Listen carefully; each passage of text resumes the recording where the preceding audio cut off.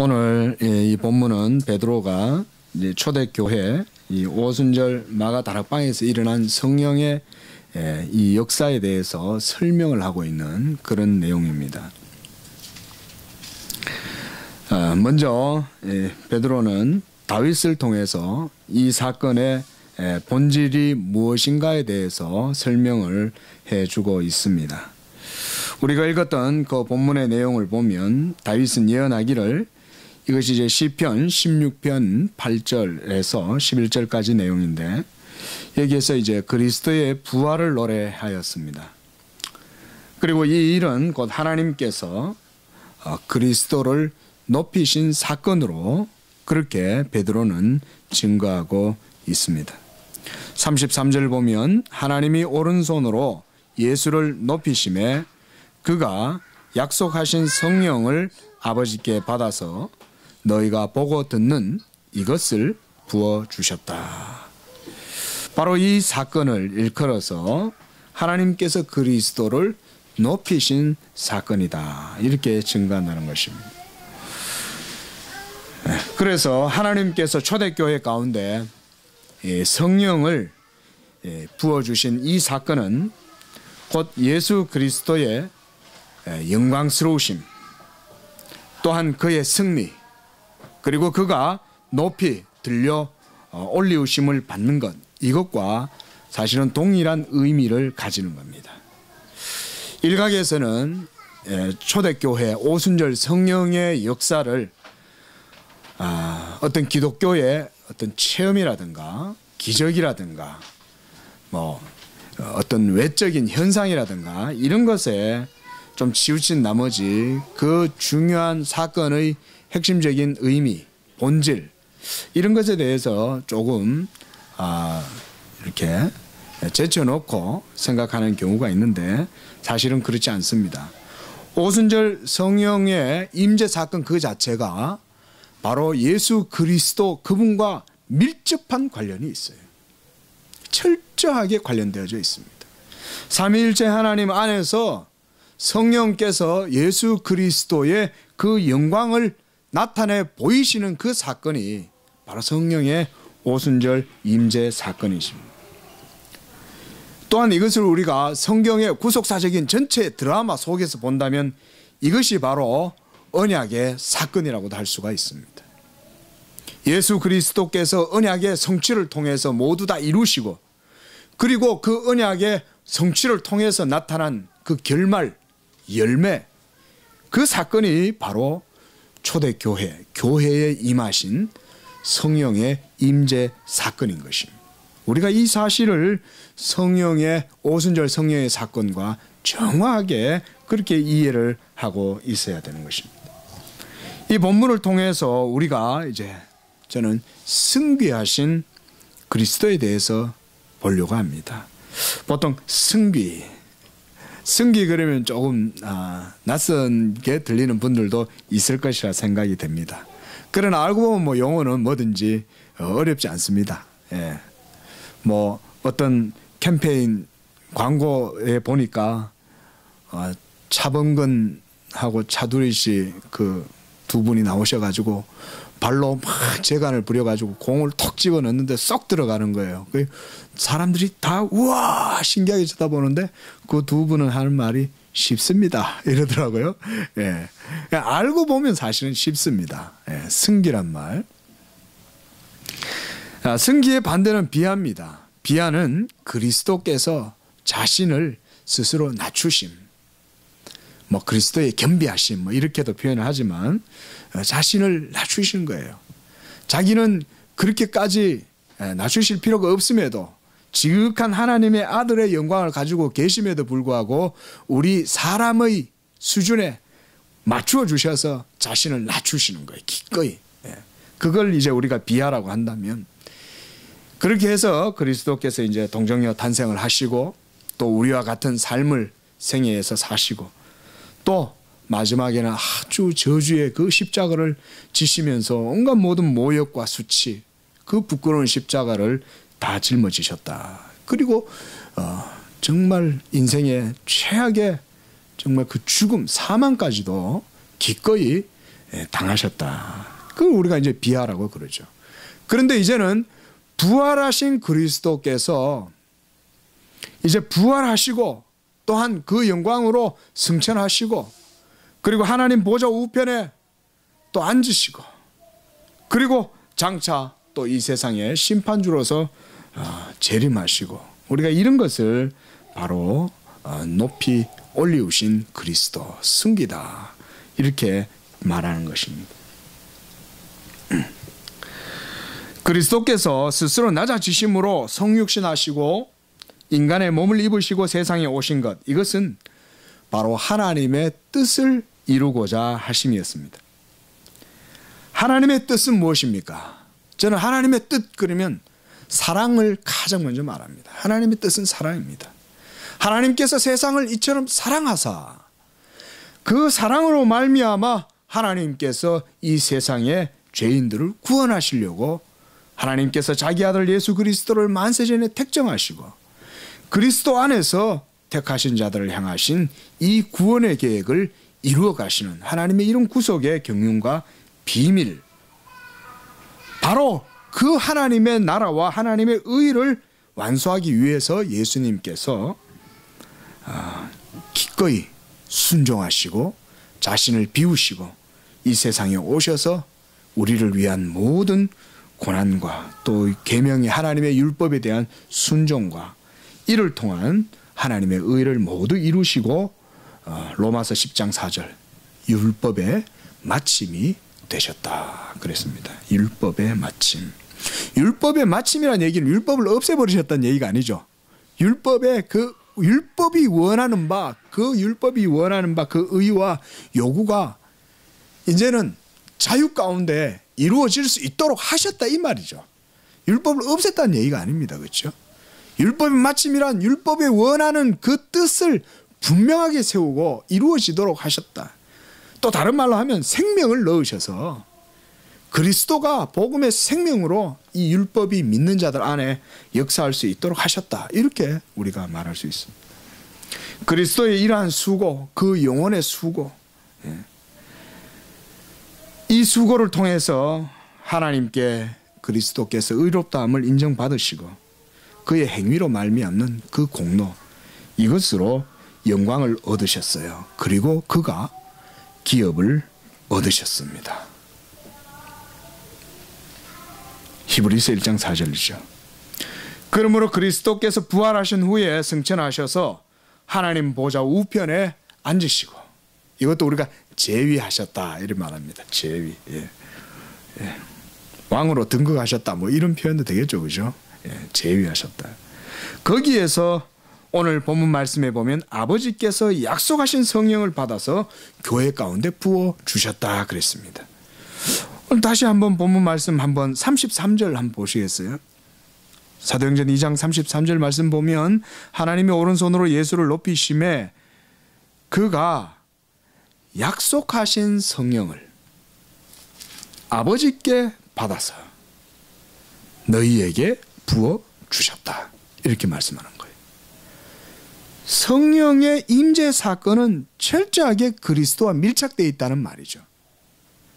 왜냐하면 여기 보면 성령의 임재는 그것이 이미 약속된 것이요.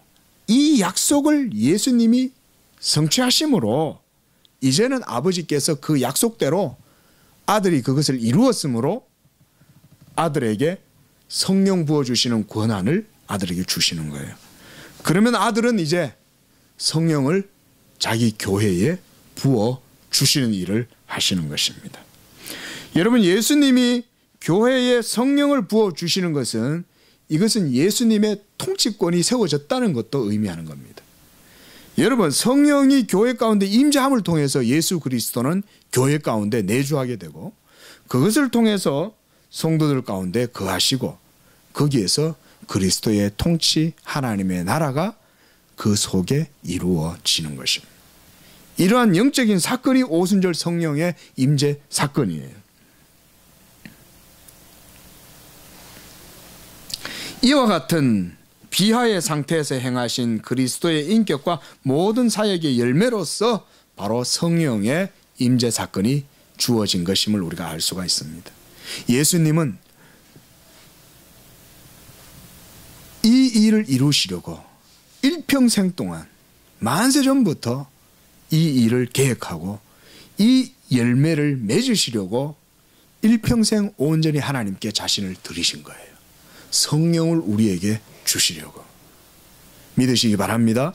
성령을 우리에게 주셨다는 이 사실을 우리가 굳게 믿어야 됩니다. 그 성령 주심은 내 감정도 아니요, 그것은 나의 어떤 기분도 아니에요. 그것은 객관적인 사실이고 객관적 역사에 근거한, 그렇게 해서 주어진 사건이에요. 그리고 우리가 구약 성경을 보면 구약에도 이미 이 일에 대해서 많은 선지자들이 예언을 했습니다. 특별히 우리가 읽지 않았지만 사도행전 2장에 그 내용에도 베드로의 유명한 오순절 설교가 있죠. 거기 보면 베드로 사도는 요엘 선지자를 인용합니다. 사도행전 2장 17절 말씀에 보면 하나님이 말씀하시기를 말세에 내가 내 영을 모든 육체에 부어주리니 라고 하면서 이 요엘서의 내용을 가지고 이 오순절 성령의 사건을 설명합니다. 그 말은 뭡니까? 이미 구약의 모든 선지자들은 장차 이루어질 그리스도의 왕국, 그 나라를 바라보면서 예언을 했다는 것입니다. 그리고 우리가 오늘 읽었던 이 다윗도 그와 같이 선지자의 대열에서 장차 이루어질 다윗의 자손으로 오시는 이 그리스도에 대해서 예언을 했다는 것입니다. 이것이 바로 오늘 본문의 그 내용들입니다. 우리가 예수 그리스도의 높아지심에 대한 이런 구속사적인 의미들을 사실은 우리가 성경을 바르게 보려면 잘 이해를 해야 됩니다. 그리고 그렇게 보면 이 하나님의 진리의 역사가 정말 대단하구나. 그리고 하나님께서 예수 그리스도를 통해서 삼위일체 하나님께서 자기의 영원한 뜻과 계획, 경륜, 섭리 이런 것을 어떻게 이루어 가는가, 이런 걸 알려면 우리 성도님들은 구속사라고 하는 것에 대해서 좀 깊이 있게 이해할 필요가 있어요. 오늘 제가 이 오후에 짧게 드리는 설교지만 제 설교가 바로 그런 맥락에서 드리는 설교예요. 오늘 말씀. 요한복음 14장에 보면은요, 요한복음 14장에는 예수님께서 이 3년이라는 긴 시간을 함께 동고동락하던 이 제자들에게 문득 이렇게 말합니다. 내가 이제 너희를 떠날 때가 되었다. 이 충격적인 선언을 해요. 이 말을 들은 제자들은 저마다의 반응을 보입니다. 예수님이 어디에 가시려고 도대체 저런 말씀을 하시려나 이러면서 자기들끼리 막 궁금했을 것입니다. 성경을 보면 베드로는 주여 어디로 가시나이까? 나도 주님 따라가겠습니다. 그리고 내 목숨도 버리겠나이다. 이렇게 얘기하는 장면이 나오죠. 또한 빌립은 또 주님이 어디로 가신다고 하니까 주님이 또 아버지께로 간다 그래요. 그러니까 또 그러면 우리에게 아버지를 보여주십시오. 빌립은 또 이렇게 반응도 하고, 또 도마는 주께서 어디로 가려고 하는지 우리가 도무지 모르겠는데 어디로 가십니까? 좀 알려주십시오. 이렇게 말합니다. 이 14장에 이런 내용들이 나오죠. 그런데 사실은 예수님은 자신이 이제 제자들과 떨어져서 홀로 세상을 구원하실 바로 그 때가 가까웠고, 그리고 하나님의 때가 가까워 온다는 사실을 이미 알고 계셨기 때문에 그렇습니다. 예수님은 하나님의 아들이시고 하나님의 뜻을 따라 이 세상에 오셨기 때문에 그분의 모든 사역의 과정 하나하나, 그런 내용들은 주님이 다 알고 하셨어요. 우리 요한복음 13장 말씀 한번 볼까요? 요한복음 13장 1절 말씀을 보시면 사도 요한은 이렇게 적어놓고 있어요. 6월절 전에 예수께서 자기가 세상을 떠나 아버지께로 돌아가실 때가 이룬 줄 아시고, 이렇게 설명을 하고 있습니다. 그리고 3절에도 후반절에 또 자기가 하나님께로부터 오셨다가 하나님께로 돌아가실 것을 아시고, 여러분 예수님은 모든 일을 하실 때 모르고 하시지 않아요. 다 알아요. 이미 하나님의 뜻 가운데 아들께서 이 세상에 오셨고, 그리고 모든 일들이 다 하나님의 뜻 가운데 이루어지고 한다는 것을 다 아심에도 불구하고 철저히 우리와 같은 패턴으로 사이클을 가지고 그대로 행하시지만, 이 다음에 바로 이때가 하나님이 이렇게 하시는 때다 하는 그 하나님의 시간 타임을 정확하게 알고 계셨습니다. 저는 특히 오늘 우리 본문 말씀과 관련해서 요한복음 14장 이 보면 이 승계하신 그리스도의 상태에 대한 증거가 여기에 아주 주요하게 드러난다고 봅니다. 왜냐하면 이 14장 안에서만 봐도 예수님은 뭐라고 하냐면 내가 아버지께로 간다. 계속 아버지께로 간다. 아버지께로 간다. 이 말을 계속해요. 이 말은 뭐냐면 다시 그리로 돌아간다는 얘기예요. 내가 이전에 있던 바로 그것으로 돌아가는데 거기는 바로 아버지가 계시는 곳이다. 내가 그리고 가면 또 이렇게 말씀하세요. 내가 이제 아버지께로 가는데, 그런데 아버지께로 가면 뭘 하냐? 성령을 보내주겠다. 또 이렇게 말씀하세요.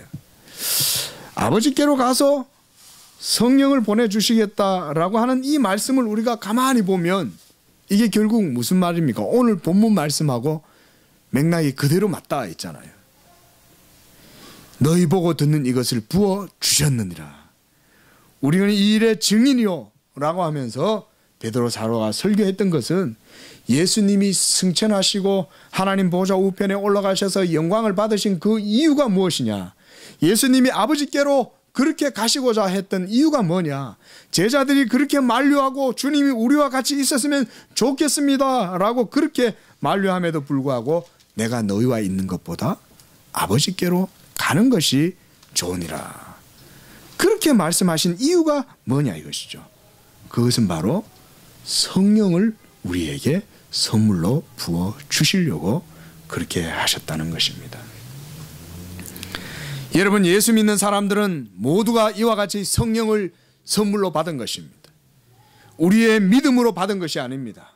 여러분, 어떤 사람들은 이것을 오해해서 잘못된 열심으로 삼각산에 올라가 가지고 능력봉 위에 올라가서 바지에 무릎이 다 터지도록 막 부르짖으면 뭔가 성령을 받는다라고 생각하지만, 사실은 소리 지르고 오기를 부려서 성령 받은 게 아니에요. 만약 그렇게 해서 뭔가 성령을 받았다라고 한다면 그가 믿음으로 하나님 앞에 구하니까 하나님이 자비로우심으로 사실은 베풀어 주신 거죠. 소나무 뿌리를 흔들어서 성령을 받은 것이 아니라는 사실을 알아야 된다는 거예요. 예수 믿음에 그 하나님의 보증과 약속이 있으니 하나님이 그 약속대로 뜻 가운데 주신 거지, 그것이 아닌 것입니다.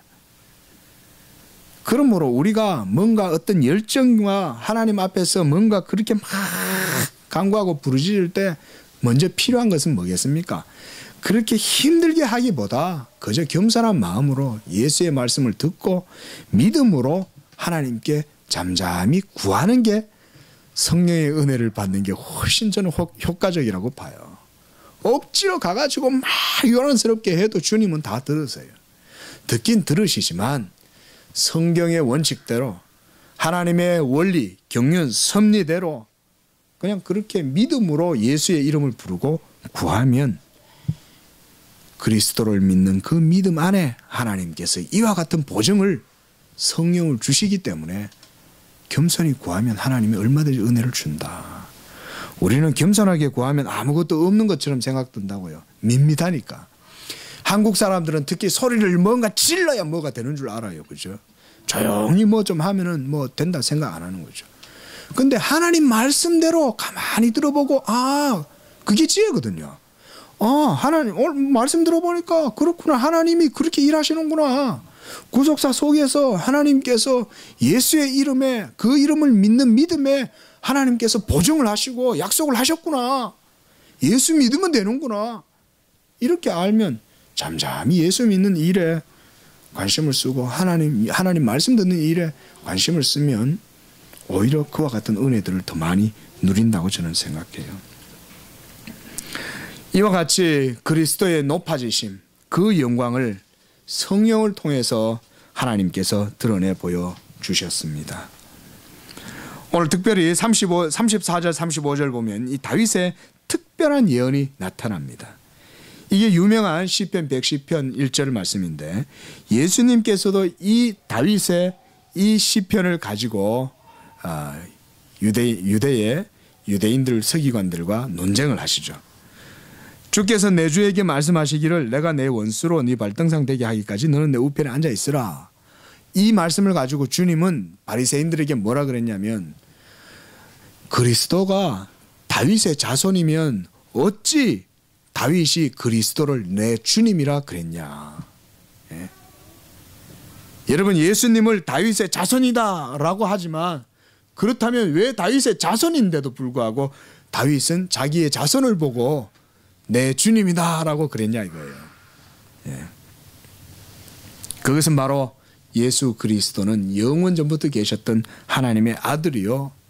그가 바로 높이 들리우신 하나님의 아들 예수 그리스도였기 때문에 그렇습니다. 예. 그가 바로 언약의 사자입니다.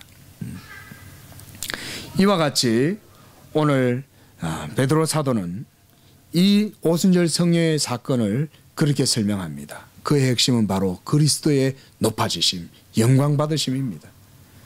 성령이 지금 우리 가운데 거하심으로 우리가 그의 영광을 봅니다.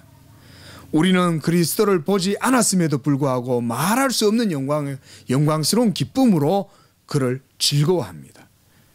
그리스도를 보지 않았지만 우리는 그리스도를 사랑합니다. 그의 아름다우심을 봅니다. 하나님의 아들로서의 영광, 성육신하신 그리스도의 영광, 이것을 우리가 지금 성령을 통해서 보고 있는 것입니다. 오늘 저는 짧은 말씀이지만은 이 그리스도의 승귀하심에 대해서 말씀을 드리고 있습니다. 예수 그리스도가 높이 들리우심을 받은 것은 바로 우리들 때문입니다.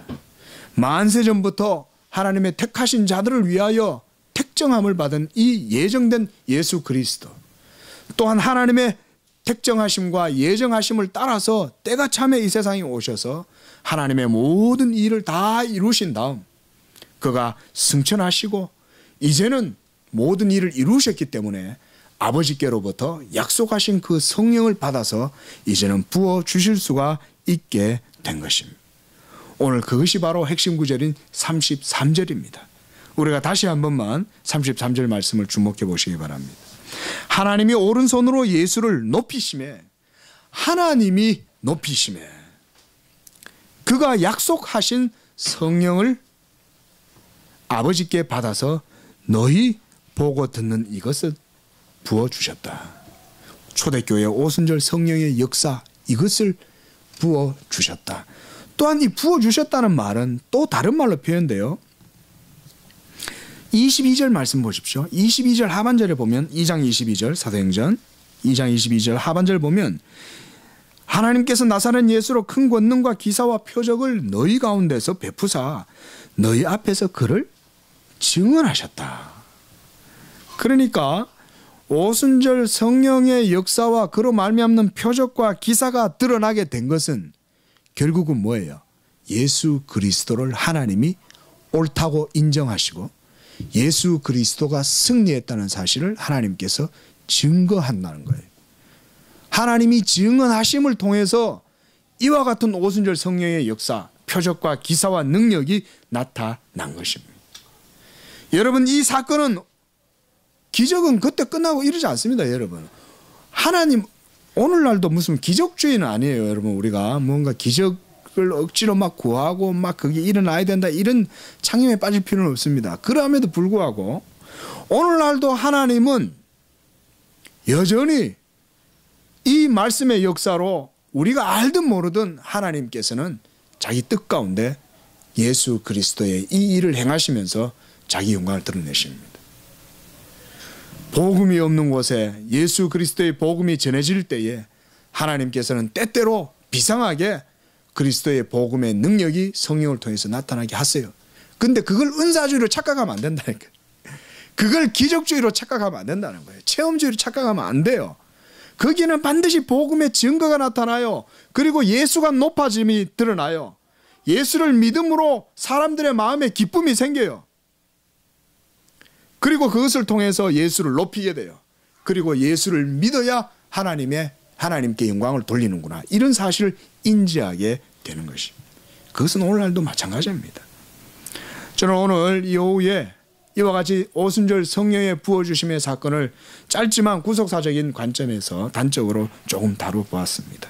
여러분, 지금 그리스도는 높이 들리고 계십니다. 천하 만국을 그의 성령으로 통치하고 계십니다. 지금 하나님 나라가 우리 눈에 보이지 않지만 여러분 의심하지 마세요. 세상이 아무리 완악해지고 세상의 비류들이 막 승하게 일어나가지고 온 천지가 이렇게 시끄러워도 하나님은 한치 오차 없이 자기의 교회와 자기의 뜻을 다 이루고 지켜가고 계신다는 사실입니다.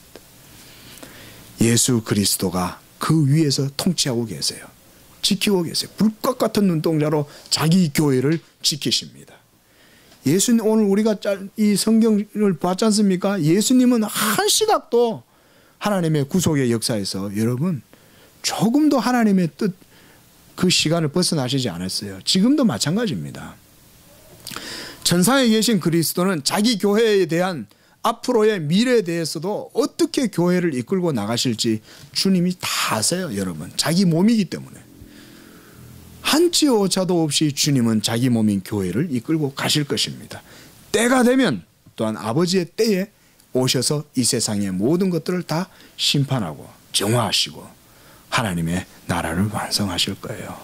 우리가 이런 마음으로 승계하신 영광 가운데 계신 이 그리스도가 성령으로 지금 우리 가운데 계시고 함께 하신다는 사실을 마음에 굳게 믿으시고 이 세상 가운데에서도 흔들림 없이 주의 증인으로 살아가시는 삶이 되시기를 축복합니다. 기도하겠습니다.